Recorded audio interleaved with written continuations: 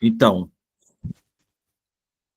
a gente... Ontem eu falei muito, né? E aí eu acho que, de alguma maneira, era bom hoje a gente dar mais espaço para vocês falarem, né? Fazer as dinâmicas de grupo e tal, para a gente ver se o conhecimento, a conversa que a gente teve ontem, se ela faz sentido, se ela está sendo bem interpretada por vocês aí.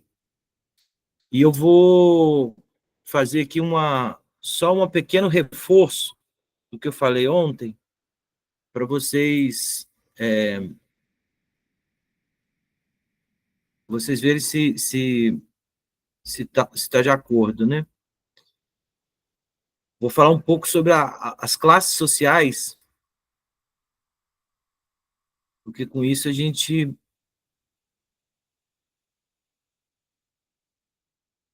consegue visualizar melhor o nosso problema, né? O problema da economia política no capitalismo, porque a partir de agora nós vamos falar mais agora sobre a economia política no capitalismo.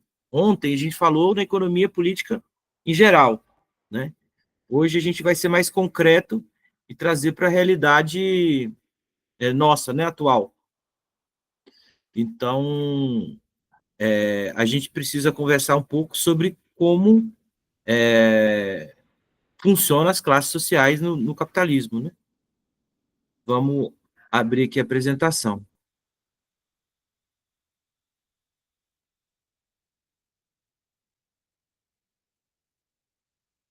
Todo mundo está vendo a apresentação aí?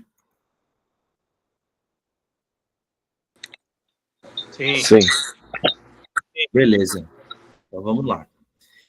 Então, a gente vai tratar sobre classes sociais e luta de classes, né?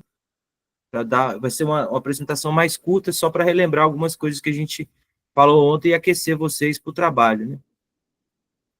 Então, a gente falou, né, terceira não, aqui é a segunda aula, a gente vai falar sobre o conceito de luta de classes, classes sociais no capitalismo, luta de classes, organização da classe e a particularidade das classes no Brasil. Então, a gente vai falar sobre esses 5 temas de uma maneira bem rápida, né? Então, o que são as classes sociais? Né? Uma classe social é formada por uma parcela da população que apropria-se de maneira semelhante a parte da riqueza socialmente produzida e que está igualmente posicionada diante do controle dos meios de produção. O que significa isso, né? Que classe social tem a ver com um grupo que tem características parecidas. É a forma de apropriação da riqueza, mais o controle dos meios de produção. O que são os meios de produção? As fábricas, as ferramentas, as tecnologias, etc. Então, se você não tem o controle sobre os meios de produção, você pertence a uma classe. Se você recebe salário, você pertence a uma classe. Se você é dono de fábrica, se você recebe lucro, você pertence a outra classe. Então, é uma forma da gente entender o que são classes sociais e sair das armadilhas, né? Que geralmente o discurso da mídia, né? O discurso ideológico é uma outra visão sobre classe. A divisão, por exemplo, entre pobres e ricos, né? Pobres e ricos é uma divisão social, não é uma divisão econômica, né? Depois a gente pode falar um pouco mais sobre isso. O que é importante para nós é entender de que maneira as pessoas recebem o dinheiro, né? A riqueza que é produzida na sociedade. Isso que vai determinar a classe social. Vamos lá. Aqui, eu falei disso ontem e eu vou repetir hoje.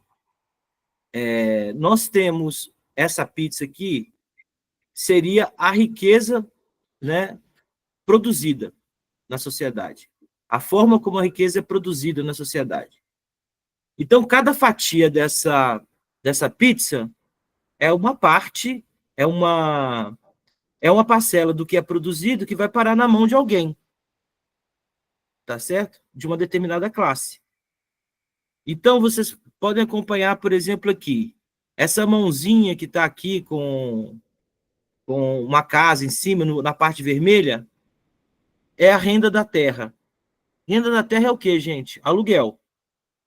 Então, quando a gente fala da classe social rentista, seja ela urbana ou rural, ela é entendida como quem tem a propriedade de algum meio de produção, ou, na verdade, de algum terreno, de algum espaço físico, e esse espaço físico ele é alugado, ele é arrendado para alguém que vai fazer alguma coisa, para morar ou para instalar uma fábrica, etc. E essas pessoas não trabalham, essas pessoas só recebem essa renda e ficam tranquilas na vida. Então, isso é uma classe rentista, né? Ela não produz nada, ela não participa do processo de produção diretamente, né? E logo embaixo, nós temos aqui, escrito aqui, juros, em vermelho, né? Uma tarja vermelha. Juros. Os juros é uma parte da riqueza que vai parar na mão dos capitalistas financeiros, da burguesia financeira, que é a maior parte da riqueza atual. A gente falou um pouco disso ontem, né? Então, tudo que é produzido pelos trabalhadores, né, é distribuído de diferentes maneiras para a sociedade como um todo, e esse pessoal dos juros recebe parte dessa riqueza, né? Porque eles são donos do capital, eles são donos do dinheiro, e o dinheiro é uma propriedade necessária para se comprar máquinas, para se alugar e tudo mais. Então, os outros capitalistas e também os trabalhadores pegam dinheiro emprestado dos bancos e são obrigados a devolver o dinheiro que foi emprestado, mais os juros, mais uma parte a mais, que é a parte da riqueza que foi produzida, a riqueza nova que foi produzida, né? Então, essa é uma classe distinta, diferente, porque é a classe que vive de juros, eles não trabalham também. Aí você tem essa parte azul, que tem um leãozinho dentro, que é os impostos. É uma parte da riqueza que vai para o Estado, não é isso? Então, o Estado capta esse recurso a partir da taxação. E essa taxação, o tamanho dessa fatia dessa pizza, vai depender de cada país, de cada momento histórico. Tem lugar. Os capitalistas, evidentemente, querem que essa parcela seja menor. E nós queremos que essa parcela seja retirada desse setor aqui, dos milionários. Então, que a política da taxação das grandes fortunas, que é uma pauta que a gente tem discutido, ela tem a ver com isso, ela tem a ver com a gente aumentar a arrecadação, não sobre os trabalhadores, mas sobre quem tem muito dinheiro, né? Os super ricos. Então, aqui não é propriamente uma classe, né? Mas é a parte da riqueza que vai para o Estado, que vai aplicar no quê? Vai aplicar pagando funcionário, vai aplicar fazendo atividades, né, de interesse público, vai fazer escola, estrada, vai investir na educação, enfim. Então, essa é uma parte da riqueza, essa azulzinha aqui é uma parte da riqueza produzida que vai para manter a estrutura do Estado. E tem uma parte menorzinha aqui, que são em verde aqui, ó, que são os salários. Os salários, né, é a forma como os trabalhadores recebem parte da riqueza socialmente produzida, que eles mesmos produziram, porque os trabalhadores produziram essa pizza toda aqui. Só que eles só ficam com essa partezinha. Então, eles fazem plantam o trigo, né, eles trabalham nos moinhos, fazem a farinha, produzem todos os produtos para essa pizza, fazem a pizza e no final ela é recortada e é distribuída e ele fica com esse pedacinho aí. E ele que trabalhou para fazer tudo fica com esse pedacinho muito pequeno, né? Então essa também é uma... E essa categoria, os assalariados, são a categoria, né? É a classe trabalhadora, né? Quem vive do trabalho. Tem a outra parcela em amarelo aqui, que é o lucro industrial. O lucro industrial, já o próprio nome fala, é o rendimento que que dos donos dos meios de produção, os donos das fábricas, têm esse lucro a partir da exploração do trabalho de quem trabalha para ele, dos seus empregados, né? Esse lucro, a mercadoria, o bem que ele produziu, que no capitalismo é uma mercadoria, né? Ele é vendido para todo mundo e ele recebe um lucro, mas todo o dinheiro não fica com ele, ele vai ser distribuído, né? Por quê? Ele tem que distribuir porque essa parte rosa, que é o lucro comercial, o capitalista faz um produto na fábrica, mas esse produto não se vende sozinho. Ele tem de vender para uma grande loja, para essa loja poder vender para o consumidor final ou para uma outra empresa, né, que é também consumidor final. Então, nós temos esse capitalista, ele precisa vender e todos os outros setores precisam ter o seu rendimento, os seus interesses atendidos. Então, como é que ele faz? Ele explora o trabalho dos trabalhadores, faz uma mercadoria, vende essa mercadoria para um capitalista comercial, tipo Magazine Luiza, tipo a rede de supermercado, Extra, por exemplo, Carrefour. Ele vende para esses setores, para quem é do varejo, e essa parte rosa vende para os trabalhadores e para o resto da sociedade como um todo. E ela pega uma parcela desse lucro, ela compra, e uma parcela da riqueza ela fica para ela, que é o lucro comercial. E ela paga o dinheiro, o aluguel da loja dela, por exemplo, para essa parte em vermelho aqui, o renda da terra. E aí o ciclo continua novamente.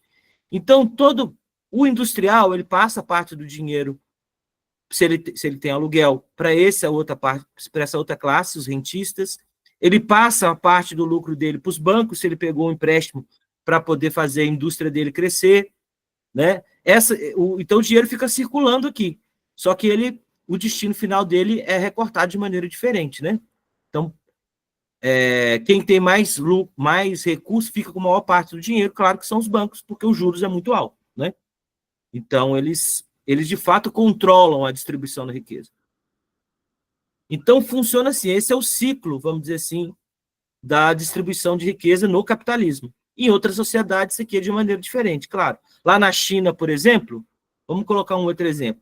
Na China, essa parte dos juros aqui é toda do Estado, porque o sistema bancário é estatizado. Então, lá as taxas de juros são menores, etc., tudo mais.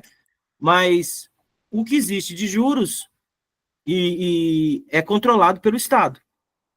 Então, a classe mais forte que nós temos no Brasil, na China, ela não existe. Então, o que acontece com a China?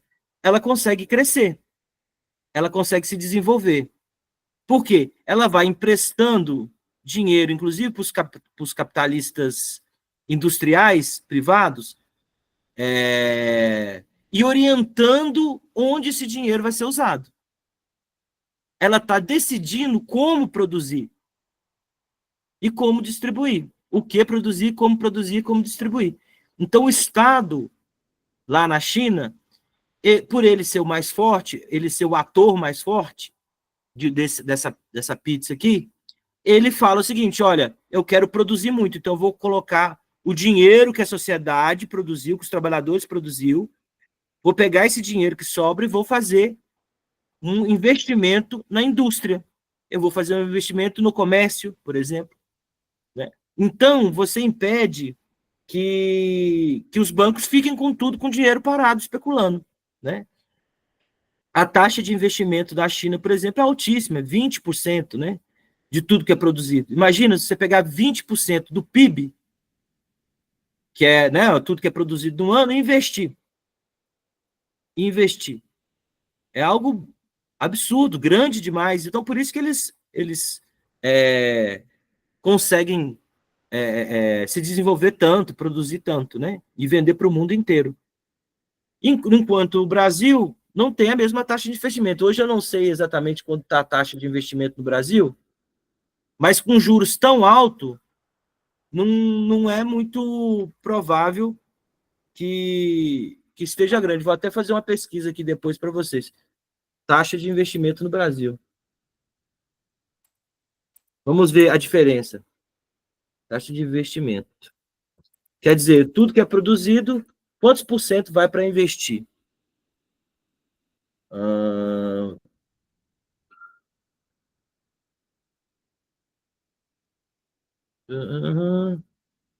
A taxa de investimento no Brasil hoje subiu.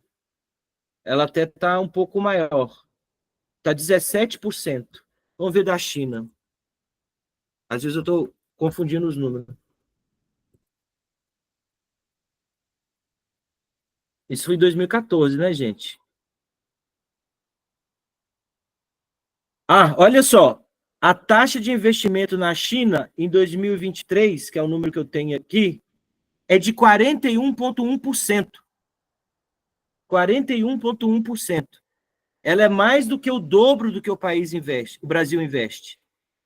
Então, se o Brasil cresce aí 3% ao ano, a China vai crescer no mínimo o dobro, né? Então, não tem muito segredo isso, né, gente?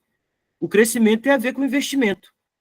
Se o Estado orienta para que a riqueza do país seja aplicada em produzir mais riqueza, que é o caso da China, então você vai ter crescimento, vai ter trabalho para todo mundo, vai ter um mercado super avançado, super se desenvolvendo muito bem. Agora, se você tem taxas de juros altas, se os bancos podem sobreviver só emprestando dinheiro para o Estado torrar e não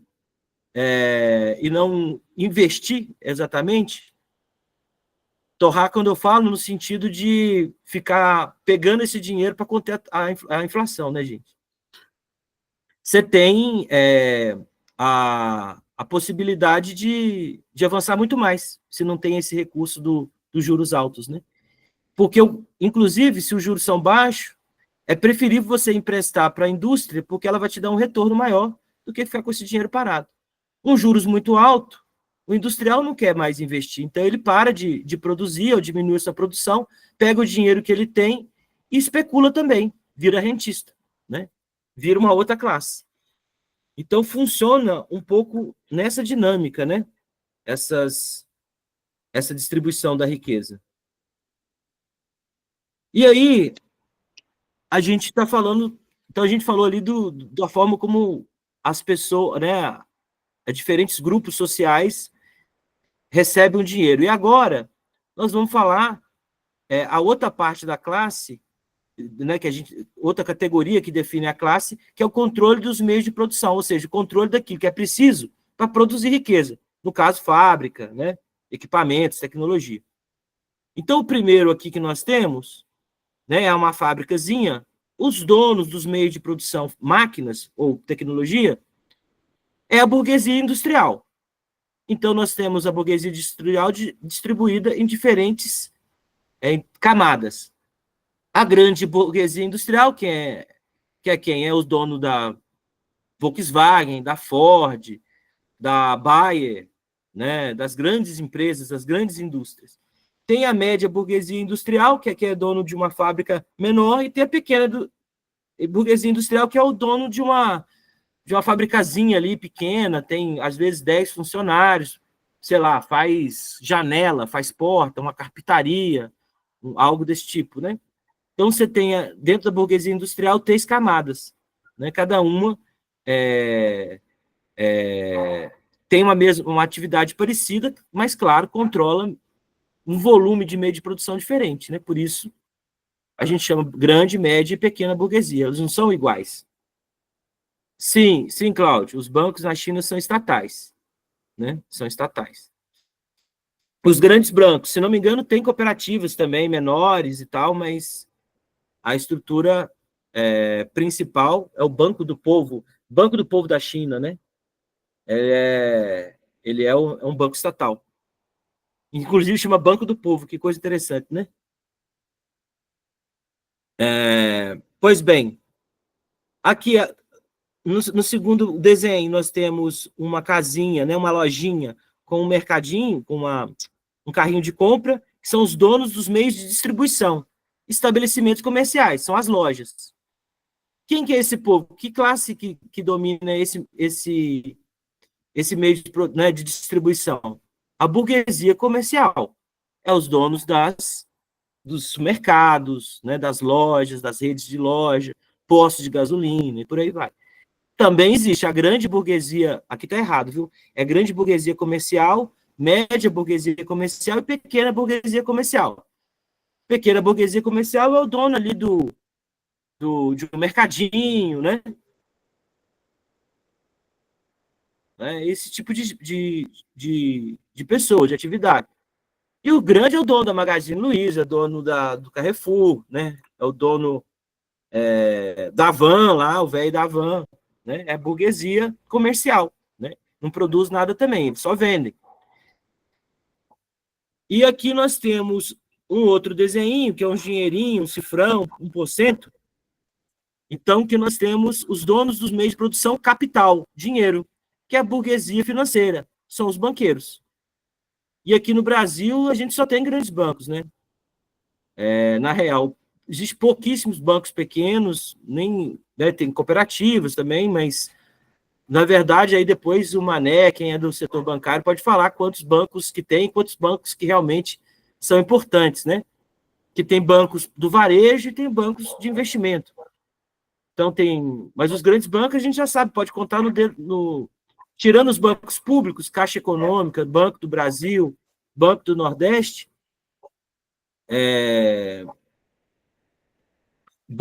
algum banco nacional 100%, não sei. Eu sei que os bancos nacionais 100% são, né, são estatais, né? São os estatais. Mesmo assim, só a Caixa, Pedro. Só a só Caixa a é Caixa, né? 100% público. Ai, ó. E nacional, Mané, tem algum banco que é nacional, da burguesia nacional, sem capital estrangeiro? Nenhum, Nenhum. nenhum. Porque o Então, Santander é capital espanhol. O Itaú tem capital norte-americano. O Bradesco também tem capital europeu, norte-americano. Não tem, não, Pedro. A maioria dos acionistas são brasileiros, mas tem capital internacional. aí. Legal, Mané.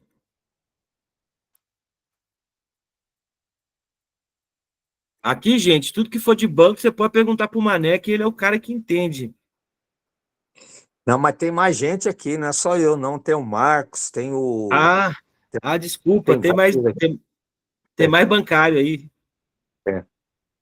Beleza. Então, essa é a classe, gente. Então, se vocês forem falar assim, qual que é a classe dominante no Brasil, Mané? É banqueiro, né? É banqueiro. Não é o pessoal da Fiesp, é o pessoal da Febraban, né? Esse é o povo que manda de verdade. Então, gente, aquelas perguntas da economia política, o que produzir, como e como distribuir, quem decide, no final das contas, é esse povo aqui, a burguesia financeira. Não é nem a burguesia comercial, nem industrial, na verdade, porque eles, eu vou abrir um negócio, eu tenho liberdade para abrir um negócio. Ele tem liberdade para abrir um negócio se tiver linha de crédito para ele produzir alguma coisa. Então, se chega, vamos lá, vamos fazer um exercício importante aqui. Se você fala o seguinte, olha, eu quero produzir produto agroecológico, você chega no banco, você vai ter linha de crédito? Não vai ter linha de crédito. Agora, se eu chegar e falar assim, eu vou produzir soja no Paraná. Opa! Soja no Paraná eu financio, né? Então, porque é uma commodity, né? É um produto que tem um valor fixado no mercado internacional, então você vai ter linha de crédito. Se você não vai produzir uma coisa que é para o mercado interno, que não tem mesmo desenvolvimento econômico, mesmo valor, né? Você vai ter aí uma dificuldade para ter a linha de crédito. Então os bancos definem. Pedro, um Sim. exemplo, um produto orgânico, né? Agricultura orgânica. Por exemplo, a agricultura orgânica não vai ter linha de crédito. Se alguém for emprestar dinheiro, vai ser um banco público, né, Mané? Tipo um Banco do Brasil, por exemplo. Né? É uma linha especial, ou o Banco do Brasil, ou no Nordeste o BNB, e algum banco estatal que ainda existe dos estados, só isso. Exatamente. Então, o negócio é pesado. O negócio é pesado. E aqui a outra classe, os donos da terra, mandam e travam o nosso progresso, exatamente. Os donos da terra, que são os rentistas, que são os latifundiários no campo, né, na zona rural, e os locatários de imóveis no urbano, né, no espaço urbano. E aí é que você tem diferentes camadas dessa classe, né? Tem os grandes proprietários de terra, enfim, aqueles que têm fazenda de milhares de hectares, né? Tem galpões gigantes aqui na região metropolitana de São Paulo para as indústrias, são donos disso. Tem os médios proprietários de terra e tem os pequenos proprietários de terra, que é aquela pessoa, uma família que tem um segundo imóvel, que tem um pedacinho de terra ali que ele aluga para alguém plantar, criar um gado. São pequenos, esses aqui não mandam nada, eles só estão lutando para sobreviver, os pequenos. Agora o grande não, o grande, esse aí é quem realmente define o preço dos aluguéis, esse tipo de coisa. E aqui, por último, embaixo, os donos da força de trabalho. Quem é o dono da força de trabalho? Os trabalhadores, né? Nós, proletariado. Né? Então, aqui nós temos quem vive do salário, quem não tem meio de produção, né? Ele só tem a própria força de trabalho que ele vende, né? Aluga essa força de trabalho para produzir a riqueza para todas essas outras classes poderem existir. E esses trabalhadores são divididos em trabalhadores produtivos e trabalhadores improdutivos. Bem, aqui cabe uma explicação. Por que eu estou falando de trabalhador produtivo e improdutivo? O produtivo é o trabalhador que produz um bem. Ele entra na fábrica e produz um sapato. Ele entra numa fábrica e produz um sabonete. Ele entra na fábrica e produz um carro. Né? Então, ele é produtivo porque ele produz um bem. Ele produz algo novo com o trabalho dele, que é o operariado, né? Chamado também de operariado.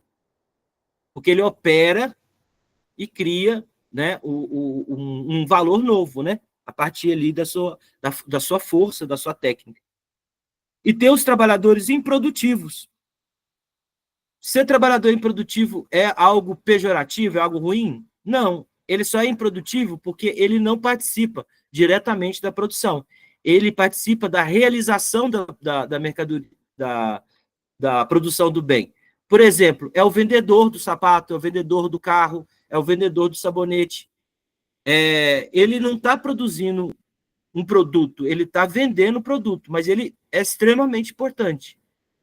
Porque com a venda desse produto, ele faz chegar esse produto no consumidor final. Então, é quem trabalha, por exemplo, na logística, né? São trabalhadores improdutivos, tá certo?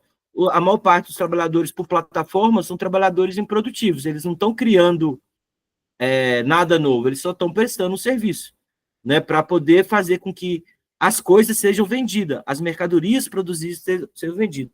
Então, ele é improdutivo por causa disso.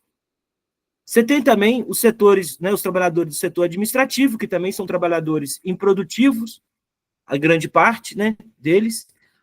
Outros participam da produção, né, eles são os gestores da produção, então eles participam do processo de produção. Né? Tem também os técnicos entram aqui. Então, temos os assalariados do comércio, que são os mais, geralmente, ganham menos, e tem os funcionários públicos, também fazem parte da classe trabalhadora, do proletariado. Os funcionários públicos também são trabalhadores improdutivos, na medida que eles não produzem a mercadoria, mas eles são extremamente importantes para manter a estrutura do Estado e a ordem social existente. Por exemplo, as polícias, né, são trabalhadores improdutivos, são funcionários públicos. Mas eles mantêm a ordem assim como ela está, inclusive evitando que, protegendo principalmente a propriedade das pessoas, né? Em especial dos grandes, né? Mas você também tem os profissionais de saúde que atendem, o pessoal da educação, e aqui tem uma discussão teórica, não vou entrar nela, mas se a força de trabalho também é uma mercadoria, né, se a força de trabalho do trabalhador, né, que está com o trabalhador, é também uma mercadoria que é vendida, então um professor que dá aula para nossas crianças, ele está ajudando a qualificar essa mão de obra, né, essa força de trabalho. Ele está ajudando essa força de trabalho a existir. Então, de alguma maneira, ele é produtivo também.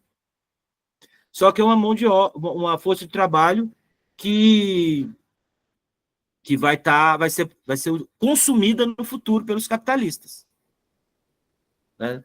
Por exemplo, se um médico ele atende um trabalhador para recuperar esse trabalhador e colocar ele para voltar para trabalhar, ele está fazendo isso, ele está recuperando uma mercadoria, uma força de trabalho, né?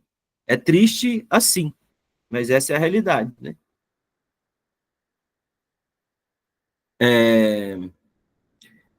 Aqui a gente está falando, então, do sistema de contradições do capitalismo, né? Então, o sistema de contradições do capitalismo, ele tem a sua contradição principal, que é entre a burguesia e os trabalhadores. E essa dos meios de produção, ou seja, as fábricas, as indústrias, o que existe para fazer a riqueza ser produzida. Então, em outras sociedades, são outras classes que são a contradição principal. Não vou entrar nisso que a gente já falou na outra aula. Mas no capitalismo, essa é a contradição principal. Significa que só existe duas classes? Não. Significa que essas são as classes principais do capitalismo, né? Você tem as contradições secundárias, aquelas, né, que existem, mas que elas não colocam em jogo o capitalismo, né? Que é, por exemplo, a contradição entre a burguesia financeira e a burguesia industrial. Ah, Pedro, mas que contradição é essa? Ah, porque a burguesia financeira fica com mais dinheiro do que a burguesia industrial. Ela fica com mais dinheiro do que a burguesia comercial. Ela fica com mais dinheiro do que a pequena burguesia. Então, elas também têm a briga entre elas, dentro da burguesia. Ah, Pedro, mas eu não sei como é que isso funciona. Eu não sei como é que isso funciona. Como é que isso aparece na realidade? A eleição do Trump, por exemplo. Nos Estados Unidos tem dois partidos, o republicano e o democrata, não é isso? O setor democrata, eles são mais vinculados à burguesia financeira, aos bancos norte-americanos. E o Trump, ele é mais vinculado à burguesia industrial, à produção de petróleo, produção de aço, produção de alumínio, né? Então, quem viu as notícias dessa semana viu que o Trump taxou a importação de aço e alumínio para os Estados Unidos. Então, o Brasil, que vende muito aço para eles, sobretudo, vai ter uma taxação. Isso é uma encomenda da burguesia industrial que produz aço dentro dos Estados Unidos, a indústria siderúrgica dos Estados Unidos. Então, o Trump está protegendo o setor siderúrgico dos Estados Unidos. Olha que loucura. Porque o aço do Brasil é competitivo lá, nós produzimos um valor mais baixo, a gente entra e toma o mercado deles lá dentro dos Estados Unidos. Então, olha ele se posicionando a favor, né, de uma determinada classe, né? Então, é um pouco as contradições secundárias. Ah, Pedro, então se eles brigam, mas eles vão se entender no final. Vai ter de ter um arranjo para se entender. Mas, por enquanto, eles estão batendo a cabeça, né? A pequena burguesia, que é o dono da lojinha, é o dono do açougue e tudo mais, ele tem contradição com o dono do frigorífico, que é a burguesia industrial, porque ele quer comprar uma carne mais barata para conseguir vender com preço mais competitivo no mercado. Ele vende para quem? Ele entra no consumo, que está setinha apontando aqui para baixo para o consumo, tá vendo? Então, ele precisa ter um preço competitivo para quê? Para poder vender para os assalariados e para os precários. Não é isso?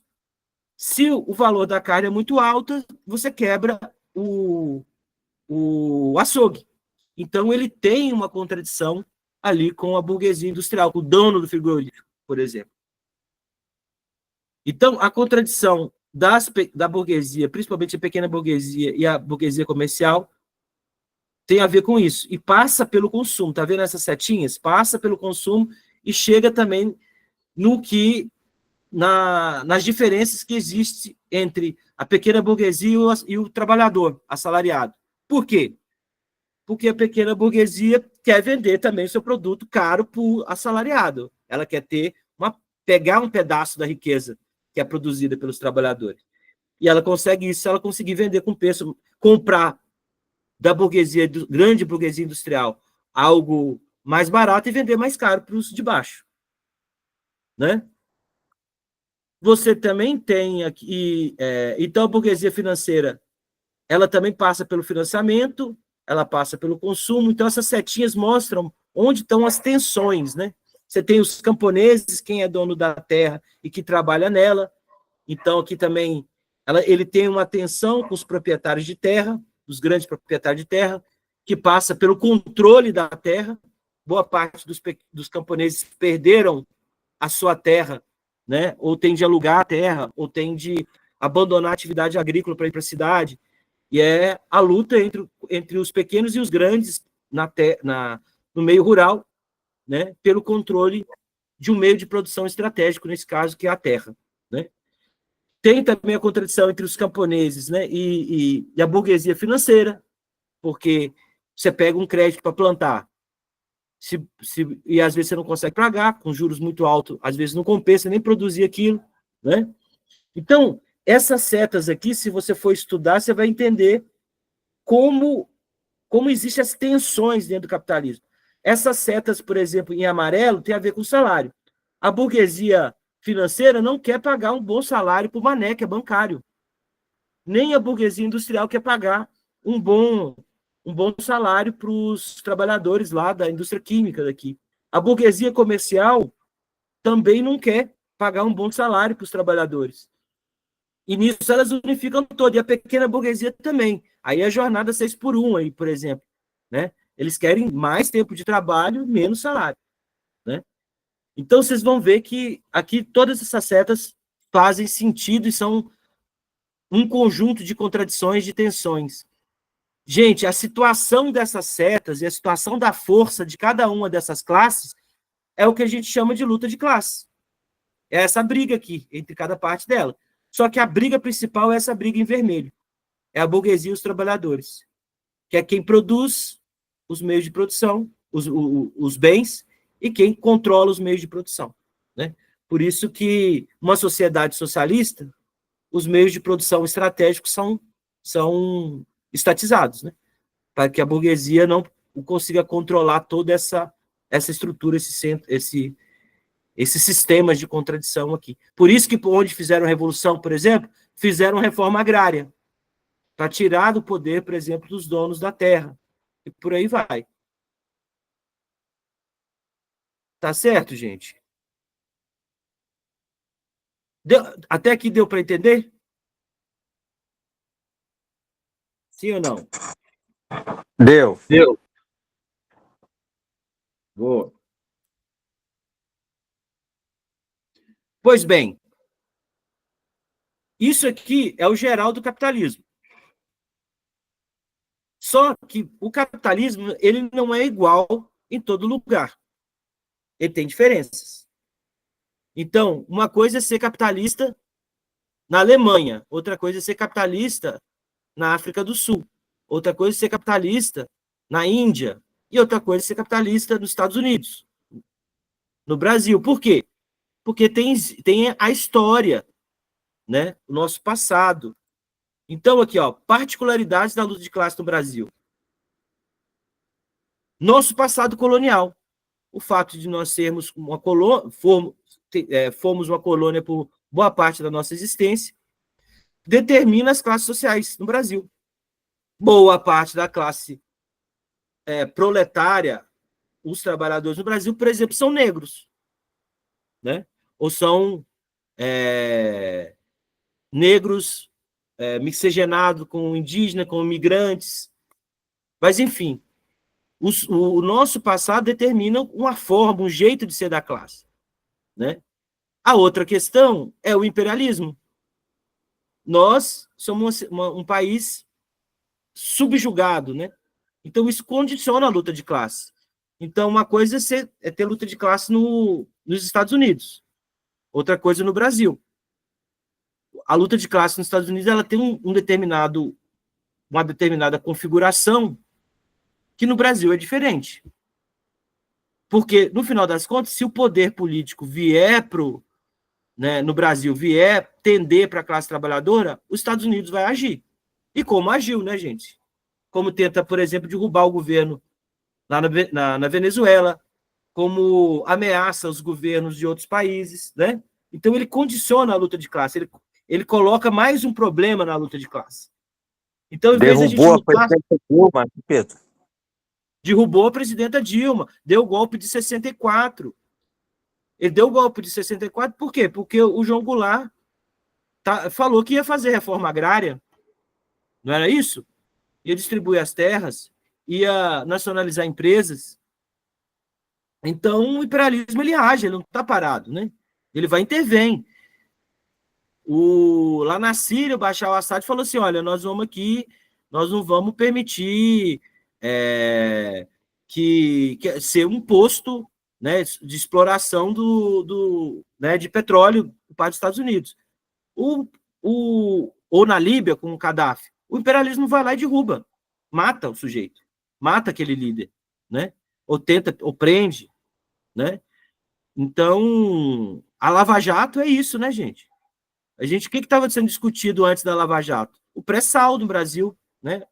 O fundo soberano que nós poderíamos construir com a renda do pré-sal, tá certo? Então, o imperialismo ele age para poder manter a luta de classe dentro de uma determinada forma que seja favorável aos interesses deles.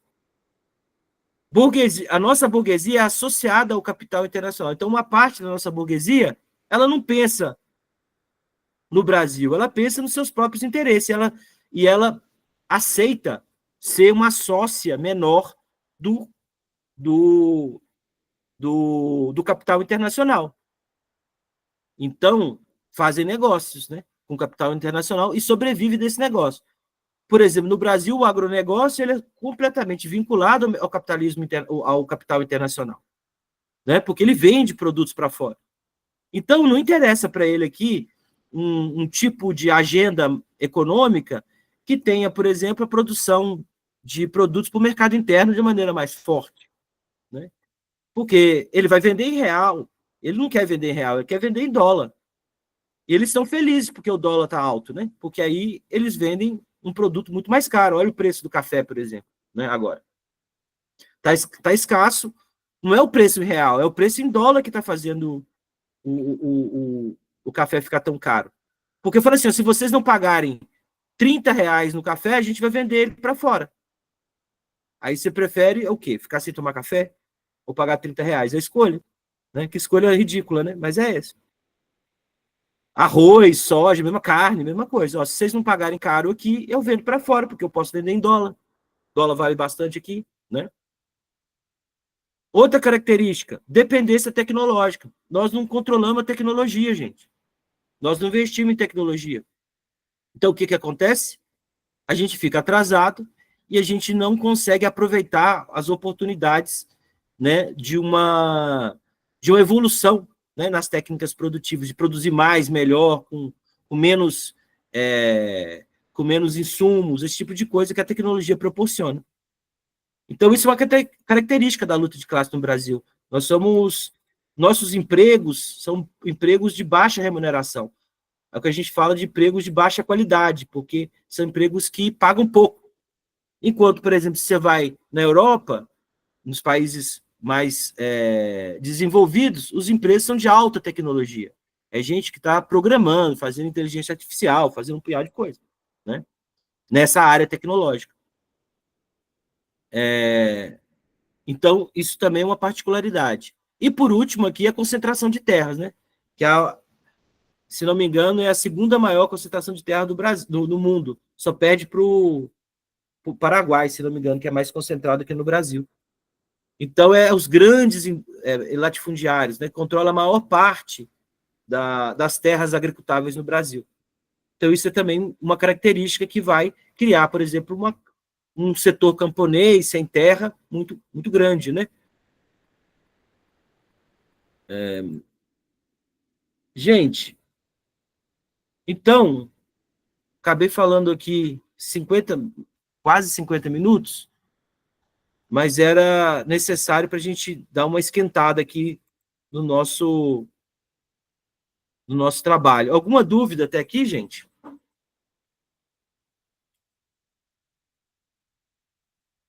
Não, da minha parte. Beleza. Para mim ficou claro. Então, ficou? Espero que vocês tenham pegado aqui o princípio da coisa. Bem, a minha proposta agora é a gente fazer um trabalho em grupo, para a gente testar o que a gente aprendeu na aula passada e nessa aula, né? E nós vamos fazer uma coisa bem divertida, vocês vão gostar, bem divertida. Mas eu espero que todos vocês vão para os grupos de trabalho e participem lá no grupo de trabalho, viu, gente? É muito importante todo mundo se engajar aí para dar certo e para vocês conseguirem retornar para fazer a apresentação da solução que vocês conseguiram encontrar. Gente, a primeira coisa que eu quero apresentar para vocês e ler junto aqui, que essa dinâmica, ela se chama dinâmica da Ilha dos Sobreviventes.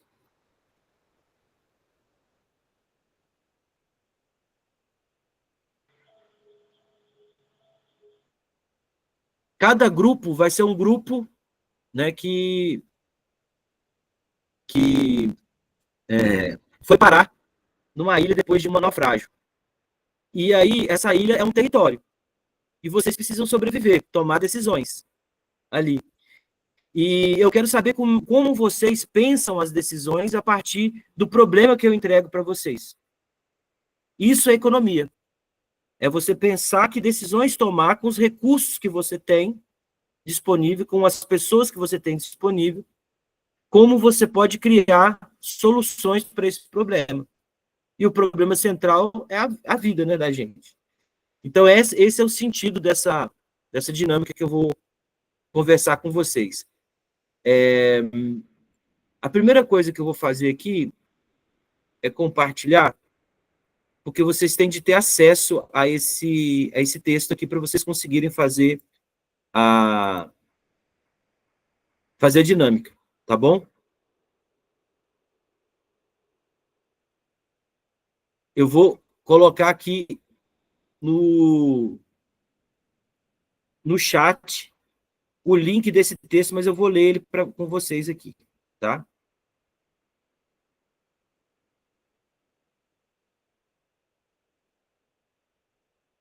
Decisões de forma coletiva com o instrumento que temos. Então, vocês vão ver o problema e vão procurar a solução. Estou tentando abrir. Está muito ruim a minha internet hoje, então está um pouco difícil.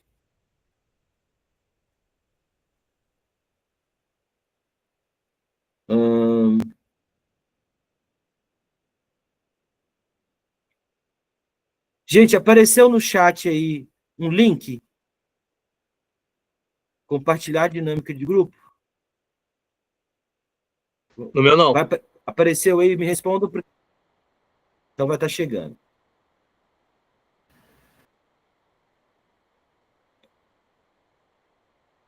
Chegou.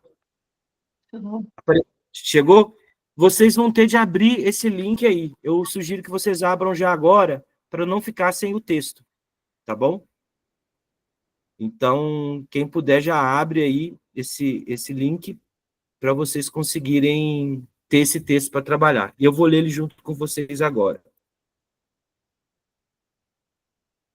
Bem, é assim. A Ilha do Sobrevivente. Vocês todos estavam em um grande barco navegando pelo oceano. De repente, a água começou a entrar em um pequeno buraco no casco do barco. Existiam 2 botes salva-vidas, um pequeno e um grande. Vocês entraram nos botes e o barco acabou de afundar. Vocês estão perdidos no mar. As correntes marítimas levam cada bote para uma direção diferente. E aos poucos vocês não enxergam mais o outro bote. O bote pequeno vai levar o grupo menor, que leva o grupo menor, vai boiando até chegar em uma ilha chamada Ilha Verde, porque tem muita vegetação.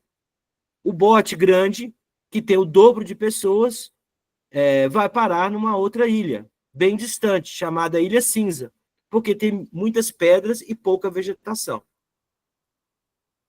Cada grupo, ao chegar à ilha, resolve caminhar e descobrir o que existe lá. Será que mora alguém? Será que tem jeito de sobreviver? Será que é possível ser resgatado neste local? São muitas questões a serem resolvidas. Depois de andar por algumas horas e observar tudo, os grupos descobriram o seguinte. Na Ilha Verde, o grupo que parou na Ilha Verde. Na Ilha Verde, o grupo pequeno reparou que a ilha é bem grande. Tem uma grande lagoa de água doce, boa para beber. No centro, existem 3 casinhas abandonadas, sinal de que já morou alguém ali, mas que, por algum motivo, não estão mais lá por lá. Perto das casinhas existe um bom pedaço de terra fértil e algumas árvores frutíferas. O grupo observou que a mata tem muita madeira, muitas aves, sinais de outros bichos, como porco do mato, capivara, até rastro de onça eles encontraram. A ilha é bem quente e tem muita lenha boa para fazer fogueira. O grupo ainda encontrou, perto das casas abandonadas, algumas coisas que podem ser úteis. Um facão, um machado, uma rede de pesca, 2 panelas de ferro, uma pederneira, que é um pedaço de magnésio que serve para fazer fogo, e alguns frascos de vidro com sementes de milho, feijão, arroz, que parecem boas para o plantio. Então, é isso que o grupo da Ilha Verde encontrou.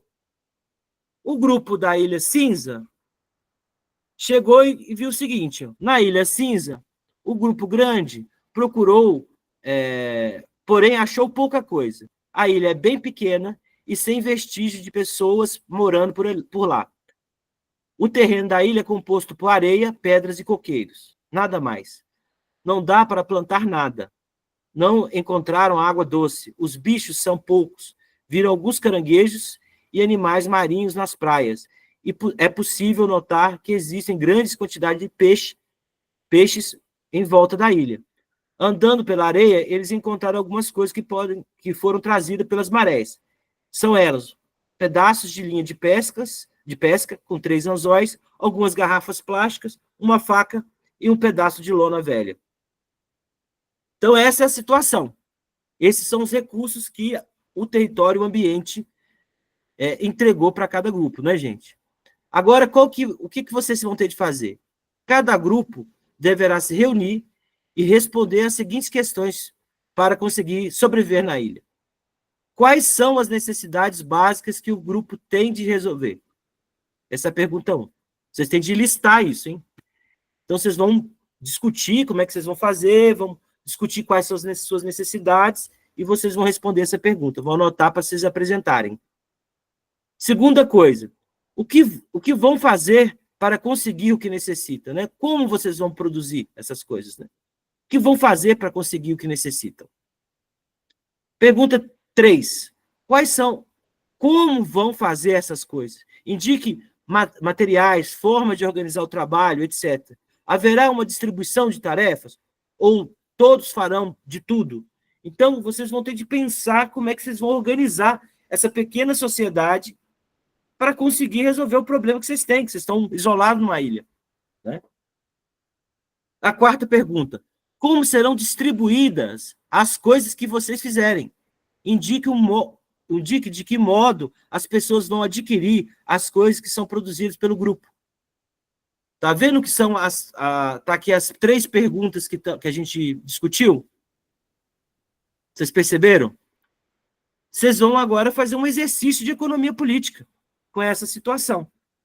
Né? Então, vocês têm de achar uma melhor solução para essa situação.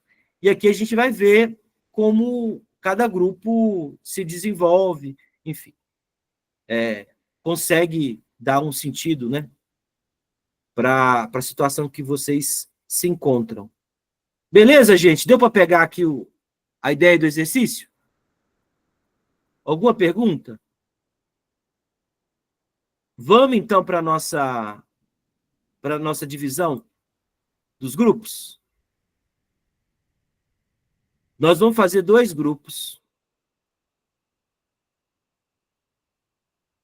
Eu vou tentar colocar... Vou fazer 2 grupos. E vou colocar o nome de grupo... Um tem 10 e outro tem 10 aqui. Eu vou tentar passar alguns... Pedro, os grupos, cada grupo vai estar numa ilha ou os 2 grupos têm que pensar as 2 ilhas? Não, cada grupo vai estar numa ilha. Um grupo... Ah, tá. O grupo grande vai estar menor vai estar na Ilha Verde. Então, ó, um grupo tem 12 pessoas e outro grupo tem 8. Isso é intencional. Né? Então, aqui, o grupo 1 é o cinza. Cinza. Então, eu vou colocar Ilha Cinza. Ilha Cinza. E o grupo 2 é Ilha Verde. Ilha Verde. Nós vamos ter meia hora de trabalho. Pode ser? Meia hora de trabalho. Para poder fazer isso. Posso abrir as salas, pessoal? Estão preparados? Então, pronto. Então, pode abrir. Então, vamos nos encontrar em meia hora. Daqui a meia hora, para vocês apresentarem a solução que vocês deram. Tá bom? Bom trabalho para vocês. Sabe o grupo da gente, Pedro? É o que vocês vão aparecer. Ó, se vocês querem, eu falo o nome. Ó. A Ilha Cinza, o grupo é... A Ilha Cinza, o grupo é Adalberto, Adriano, Andréia, Cláudio, Cris, Denis, Felipe, Giovana, Marcos, Nico, William e Valmir. Na Ilha Verde, nós temos a Cícera, o Edinaldo, Ideolândio, Mané, Márcia, Mariane, Paulo e a professora Jaciele. Tá certo? Mas vocês vão ser distribuídos automaticamente aí. E eu vou passar nos grupos também. Tá bom? Mais alguma pergunta? Como é que eu faço para entrar? Vai ter um link aí nos comentários, é? Na verdade, você vai direto, automático. Você vai aparecer num grupo, tá bom? Tá bom, obrigado. Mais alguma pergunta? As então, perguntas vão estar lá, Pedrão. Vocês têm de entrar nesse link aí para poder conseguir, mas eu vou tentar postar lá também no grupo, tá bom? Tá bom. Entra no link que está no chat aí que vocês conseguem também ver o texto. Então, bom trabalho, gente. Vamos lá.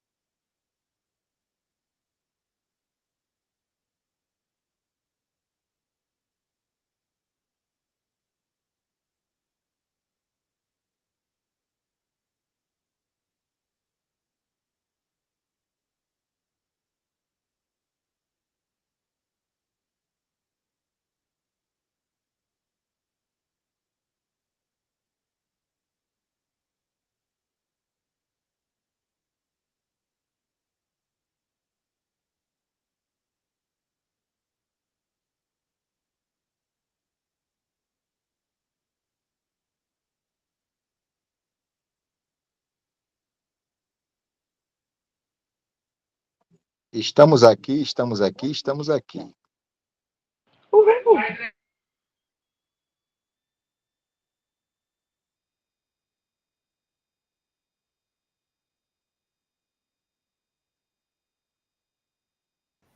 Muito bem, voltou todo mundo. Estamos todo mundo aqui. E aí, gente, gostaram aí da atividade? Adoramos. Com certeza, Pedro.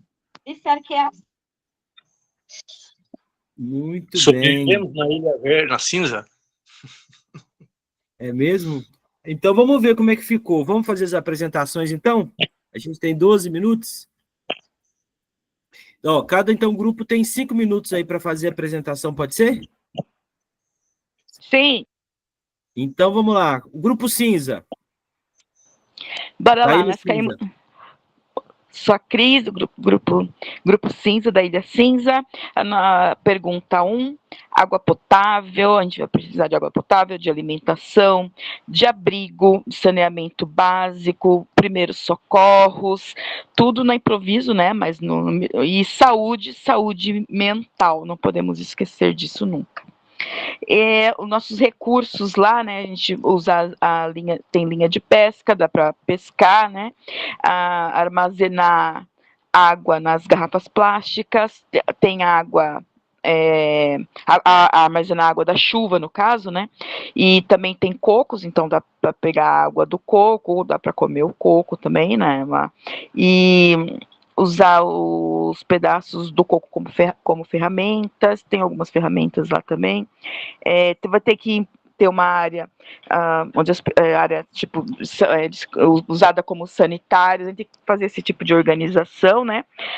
Ter faca para a faca que tem lá para abrir o coco, para cortar o peixe, e também para os materiais, como a folha do coco, a lona, para fazer o abrigo, e também a gente escrever SOS grande para tentar, né, sair da ilha tal, né?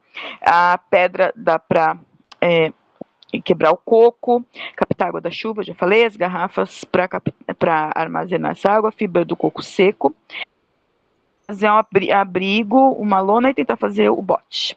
O nosso modo de organização seria especializado, a gente, né, conversar e ver as aptidões e as possibilidades de cada um, né, para distribuir as tarefas, e estabelecer que cada trabalho é importante, um é complementar ao outro, e a gente fazer rodízio para não sobrecarregar, né, e socializar os conhecimentos, porque vamos supor, alguém que tem um conhecimento de saúde, numa necessidade ali do primeiro socorro, alguém pode, sei lá, saber tecer melhor, alguém sabe pescar melhor, alguém sabe cozinhar melhor, fazer fogo, os conhecimentos. E a divisão dos alimentos será igualitária, né, guardadas as eventuais necessidades especiais, por exemplo, crianças, ou sei lá, uma mulher amamentando, uma pessoa, alguma coisa assim que tenta manter a vida das pessoas, né, no melhor possível. É isso. Muito Se alguém do bem, grupo Cris. quiser complementar. Complementos do grupo? Não, ficou bom, ficou bom. Não tenho nada a complementar, não. Então, parabéns ao grupo. Vamos dar palminha aí pro pessoal. Parabéns. Então, fizeram um negócio muito organizado, né? Com muito detalhes, inclusive a saúde mental das pessoas, né? Muito, muito importante.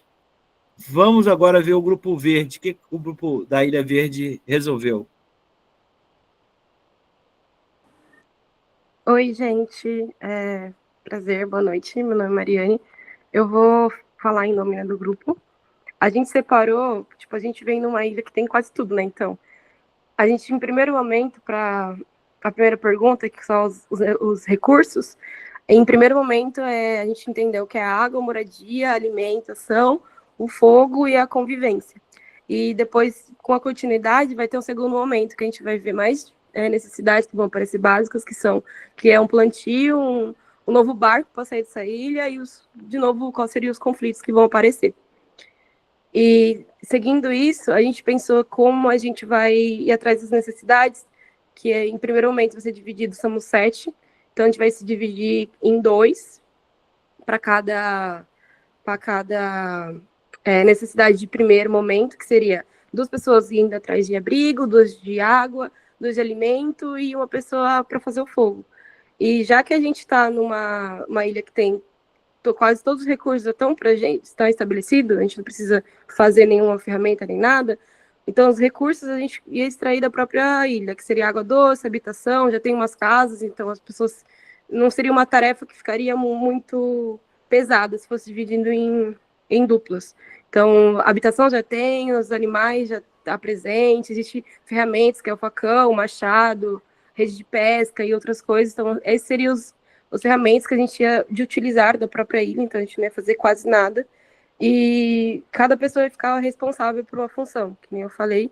E após isso, os conflitos e fazer um barco plantio, isso ia ser feito em coletivo.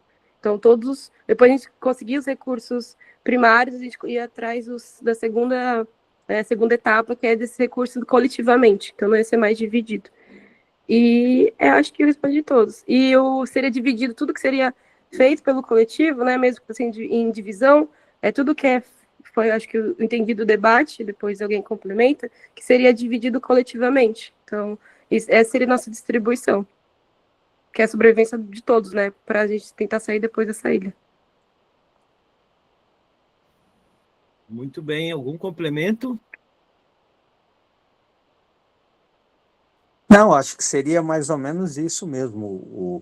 Primeiro, a gente conseguiria aí as necessidades básicas, que é a água, o alimento e o abrigo, e aí, coletivamente, a gente se dedicaria aí às necessidades de longo prazo, que seria a construção do barco e a plantação dos alimentos. A gente vai dividindo e vai tocando essas tarefas coletivamente, sem esquecer do fogo, né, que seria importante mantê-lo sempre aceso. Então, teria que ter uma pessoa revezando diretamente no fogo. É isso. Muito bem, Mané. Parabéns aí ao grupo, a Mariane, que fez a exposição, a todo mundo que participou. Eu queria fazer uma perguntinha para vocês nesses minutos aqui. Qual é a relação que vocês fazem entre esse trabalho e os conceitos que a gente discutiu até o momento, aqui nas nossas aulas de ontem e de hoje? O conceito de necessidades básicas, né? A primeira pergunta, que tinha naquele fluxograma, esqueci agora. Mas, assim, para cada pergunta que tinha naquele fluxograma, a gente conseguiu encaixar na solução, né? Desde o modo de produção, distribuição. É que eu não tenho uma memória boa para poder dizer, tipo, um por um, né? Se alguém quiser complementar. Vamos lá, gente. O microfone está aberto, pode falar. É isso aí, Will. Distribuição para produção. Distribuiria atividades, né, igual foi colocado, produziria, enfim. No caso, na ilha, a gente não pensou no mercado, porque vimos desde o princípio como uma situação provisória. Mas se fosse uma situação fixa, pelo menos na Ilha Verde, onde havia grãos para serem cultivados, já daria base para o mercado, né? Pós-produção. Beleza. Jaciele. A gente pode também falar que a gente produziu bens, né? Quando a gente faz o abrigo, quando a gente produz o fogo, né? A gente meio que acaba meio que fazendo uma transformação na natureza e gerando algo para suprir alguma necessidade, né? Que era um dos conceitos do fluxograma de ontem. Perfeito. Vocês produziram bens, né? Coisas que não existiam, vocês pegaram coisas que existiam e transformaram em uma coisa que é um bem necessário a responder uma necessidade. Isso, e os bens foram produzidos ou adquiridos para atender aquela necessidade daquele momento, né? Exatamente. E esses bens foram produzidos como? Através do quê? Do trabalho.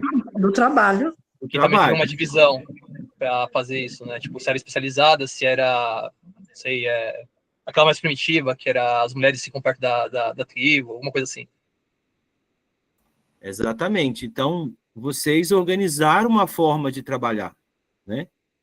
Então, o ser humano, em qualquer situação, ele precisa de organizar uma forma de trabalho. Não existe ser humano sem trabalho, né? Cláudio, quer falar? Assim, e com as ferramentas que estavam disponíveis, né? No caso nossos, a gente iria quebrar o coco com as pedras, e a gente ia estar inventando ferramentas para melhorar nossas condições, né? Perfeito, Cláudio. Isso até toca naquele conceito que você falou de que nenhum ser humano trabalha de forma independente, né? Sempre a gente ou tem bagagem anterior de algum outro ser humano, ou usa uma ferramenta que foi produzida por algum outro ser humano, né? No caso, quando a gente pega o barco e faz alguma coisa com ele, ou usa as ferramentas da Ilha Verde para poder fazer alguma coisa. E o conhecimento que a gente usa para poder quebrar o coco, esse tipo de coisas. Exatamente. Então, existe uma relação de interdependência entre os trabalhos, né?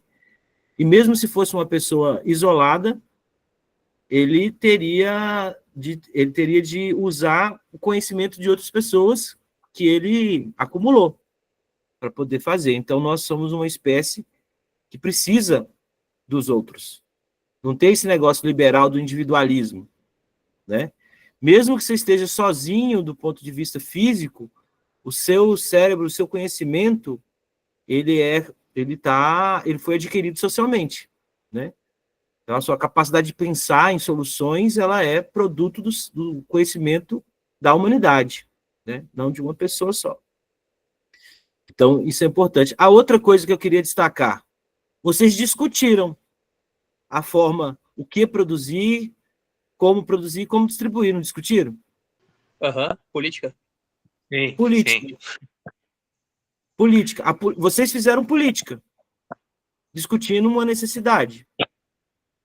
Esse é o ponto central da coisa, né? Que a economia é política por isso, porque só através dessa discussão você consegue resolver os problemas reais, né? Nessa situação específica, vocês não tinham diferentes grupos disputando os mesmos recursos, né? Agora, se a gente tivesse uma outra situação onde tivesse pessoas nesse local que fossem hostis a vocês, como é que ia ter um conflito? Não é isso? Então, tudo tem a ver com política, tem a ver com esse controle dos recursos.